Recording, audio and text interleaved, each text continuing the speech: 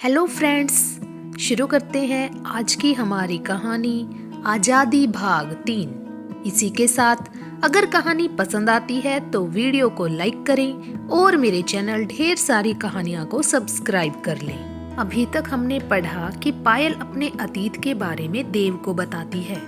पिता की शराब पीने की लत के कारण असामयिक मृत्यु हो गई थी और हम 6 भाई बहन की जिम्मेदारी हमारी माँ के ऊपर थी।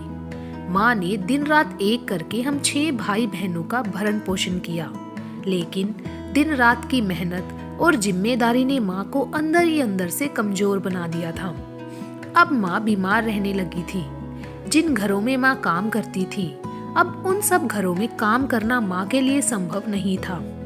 6 भाई बहनों में मैं सबसे बड़ी थी, इसीलिए परिवार की जिम्मेदारी मुझ पर थी। मैंने परिवार का खर्च चलाने के लिए अपनी माँ की जगह कुछ घरों में जाकर काम करना शुरू कर दिया और अपनी माँ की जिम्मेदारी कुछ हद तक कम करने की कोशिश की। एक सुबह मैं अपनी माँ के साथ विनय शेखावत के घर गई, जहाँ मुझे अपनी माँ की जगह घर की साफ सफाई का काम करना था। घर किसी महल से कम नहीं था। आज तक मैंने घर से बाहर की दुनिया देखी नहीं थी, इसीलिए अनजान थी। विनय शेखावत का घर किसी महल की तरह आलीशान था। विनय शेखावत के घर में प्रवेश करते ही द्वार पर घर के माली शंभू काका मिले। माँ ने इशारा किया, इन्हें प्रणाम करो। फिर माँ शंभू काका को बताने लगी कि अब माँ की जगह मैं घर का काम करूंगी, इसीलिए माँ मालकिन से बात करने के लिए आई है। शंभू काका, मैं और माँ, हम तीनों घर के अंदर मालकिन से मिलते हैं। माँ को देखते ही मालकिन आग बबूला हो गई। तू इतने दिनों से कहाँ थी? तू जानती है घर की साफ सफाई कितने दिनों से नहीं हुई है। माँ हाथ जोड़े सिर झुकाए चुपचाप खड़ी थी। इतने में मालकिन की नजर मुझ पर पड़ती है। अच्छा सुन, ये तेरे साथ कौन है? माँ, ये मालकिन मेरी बेटी है। अब मेरी जगह घर का काम ये करेगी। मेरी तबीयत ठीक नहीं रहती, इसीलिए मेरी जगह मेरी बेटी को काम मिल जाए तो बड़ा एहसान होगा। अच्छा ठीक है, इसे घर का सारा काम समझा देना, कोई गलती नहीं होनी चाहिए। माँ पर चिल्लाते हुए मालकिन ने कहा। अच्छा, इसका नाम क्या है? मालकिन, इसका नाम प्रिया है। देव इतने में बीच में ही बोल पड़ता है, लेकिन तुम्हारा नाम तो पायल है। पायल नहीं साहब, मेरा असली नाम प्रिया है। पायल नाम तो मुझे इस रेड लाइट एरिया में मिला। देव चुप हो जाता है। अच्छा, फिर आगे की कहानी पायल सुनाती है। माँ मुझे घर की साफ सफाई का काम समझाती है। मालिक और मालकिन का एक बेटा था जो कॉलेज में पढ़ाई कर रहा था। काम समझाने के बाद माँ शंभू काका को बोलकर चली गई कि वो मेरा ध्यान रखे। अब अगली सुबह मैं विनय शेखावत के घर पहुंची और घर की साफ सफाई में लग गई। मालकिन के बेटे की कमरे की सफाई के लिए मैं छोटे मालिक के कमरे में गई। वो कॉलेज जाने के लिए तैयार हो रहे थे। मैं कमरे की साफ सफाई में लगी हुई थी, लेकिन छोटे मालिक मुझे बड़े ध्यान से देख रहे थे। बार बार की लुका छुपी में मैं समझ गई कि छोटे मालिक की नजरें मुझ पर हैं। जब भी मैं झाड़ू लगाने के लिए झुकती तो चोर नजरों से मेरे स्तन के उभार को नजर गड़ा कर देखती। मैं घबरा गई थी, लेकिन करती भी क्या? मेरा परिवार भूखा था और मुझे काम की तलाश थी, इसीलिए मुझे इच्छा मार कर विनय शेखावत के यहाँ काम करना पड़ा। अब ये रोजाना सुबह का छोटे मालिक का रूटीन हो गया। मुझे घूरना, मेरे कपड़ों में मेरे जिस्म को ताड़ना। अब हिम्मत यहाँ तक हो गई थी कि मेरे हाथ को पकड़कर मोड़ देना। एक दिन छोटे मालिक ने मुझे कुछ रुपए दिए, यही कुछ 500 रुपए होंगे, और कहा कि और मिलेंगे, लेकिन वो जो मेरे साथ करे मैं उसका विरोध ना करूं। लेकिन एकाएक मुझ में शक्ति आ गई और मैंने रुपए छोटे मालिक की तरफ देते हुए बोला, हम गरीब जरूर हैं साहब, लेकिन अपना जिस्म नहीं बेचते। अगर आप मेरे साथ जबरदस्ती करोगे तो मैं मालकिन को बता दूंगी। छोटे मालिक तत्काल मालकिन का नाम सुनते ही डर गई और मुझे धकेल दिया और कमरे से चले गई। मेरा मन भी दुखी हो गया और घर का काम करके जैसे ही मैं विनय शेखावत के घर से जाने लगी कि मुझे शंभू काका के साथ एक लड़का दिखा। शंभू काका, प्रिया बेटा, हवेली का काम हो गया? मैंने हाँ में सर हिलाया। ये मेरा बेटा है कपिल, ये दिल्ली में ट्रक चलाता है। सप्ताह में 1 चक्कर पश्चिम बंगाल से दिल्ली का लगता है। अब मेरा ध्यान कपिल पर गया। उम्र कोई 26 से 28 के बीच होगी, दिखने में अच्छा, नजरों में इंसानियत झलक रही थी। देखते ही देखते कपिल ने मुझे दोनों हाथों से नमस्ते किया और मेरे बारे में पूछने लगा। शंभू काका ने बताया कि मैं अब से अपनी माँ की जगह यहाँ काम कर रही हूँ। कपिल ने मुझे हमदर्दी दिखाई। आज पहली बार मुझे भी किसी की आंखों में अपने लिए सहानुभूति दिख रही थी। नहीं तो सब आज से पहले वासना भरी नजरों से मेरे शरीर के हर अंग को देखते और गिद्ध की तरह मौका मिलते ही मेरा भक्षण कर लेते। लेकिन कपिल इन सब से अलग लगा। प्रिया का आज मन बहुत दुखी था, क्योंकि विनय शेखावत के बेटे द्वारा किया शोषण प्रिया को बार बार याद आ जाता और शरीर में कंपन पैदा कर जाता।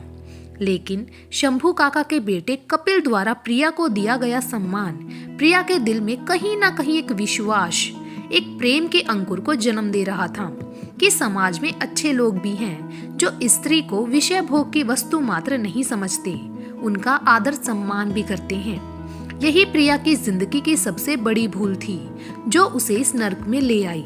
प्रिया घर पहुंचती है तो माँ पूछती है, बेटा काम कैसा चल रहा है, सब कुछ ठीक है?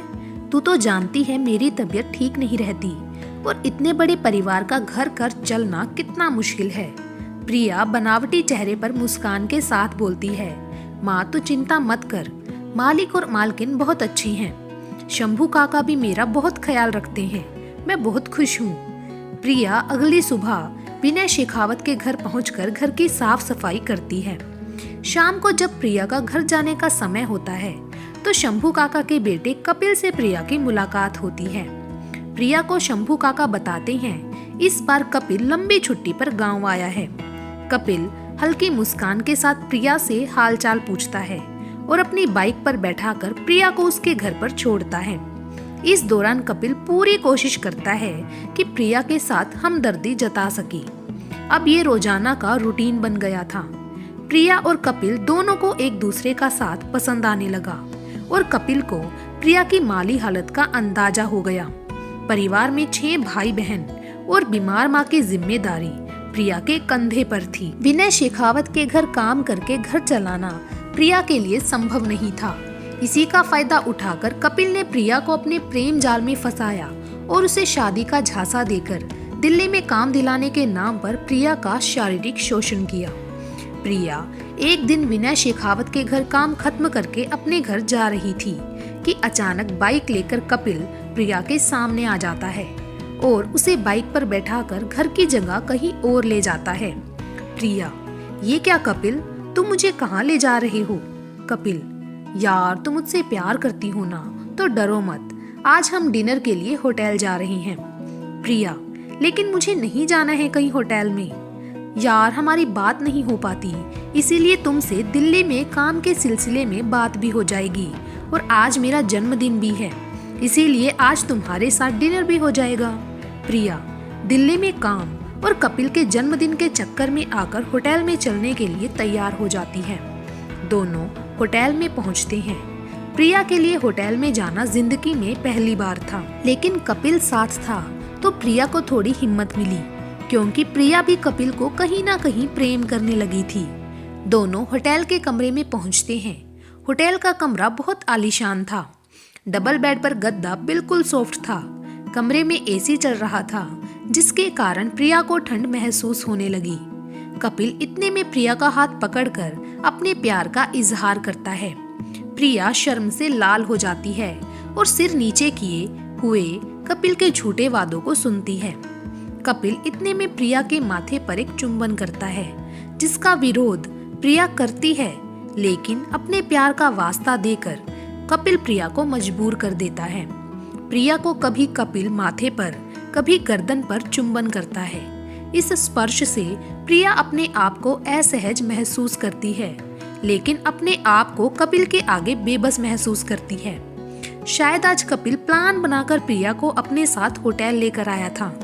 कपिल अपनी बाहों में प्रिया को इस तरह लेता है कि प्रिया के लिए इस मजबूत पकड़ का विरोध करना संभव नहीं रहा। कपिल एक झटके में प्रिया को मखमली गद्दे पर गिरा देता है और एक झटके में प्रिया को निर्वस्त्र करके उसके जिस्म को गिद्ध की तरह नोचता है। अब प्रिया में कपिल का विरोध करने की हिम्मत नहीं बची थी। इसी तरह से प्रिया ने ना चाहते हुए भी कपिल के आगे समर्पण कर दिया था। कपिल ने प्रिया के हर अंग को दांतों से काट काट कर जख्मी कर दिया था।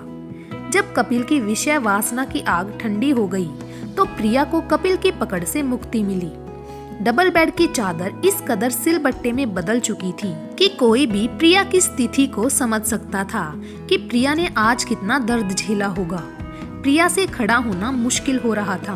बड़ी मुश्किल से अपने कपड़े पहने और लंगड़ा कर चलने की कोशिश की। कपिल हाथ जोड़कर, प्रिया मुझे माफ कर दो, मुझे शादी से पहले ये सब नहीं करना था, लेकिन मैं तुमसे ही शादी करूंगा और हम कल ही दिल्ली चलेंगे। प्रिया को गुस्सा तो बहुत आया कपिल पर, लेकिन सोचा कि शादी भी तो कपिल से होनी है तो फिर ये मेरे परिवार का ख्याल भी रखेगा। कपिल प्रिया को उसके घर छोड़ता है। प्रिया की माँ, बेटा आज बहुत देर हो गई।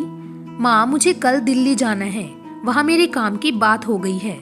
रुपए ज्यादा मिलेंगे तो घर खर्च, तुम्हारी दवाई और भाई की पढ़ाई सब अच्छे से हो जाएगा।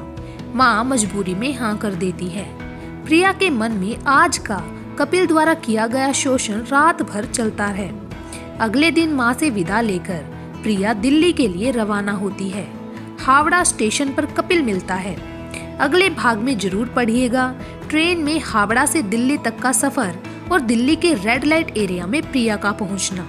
तब तक के लिए थैंक यू।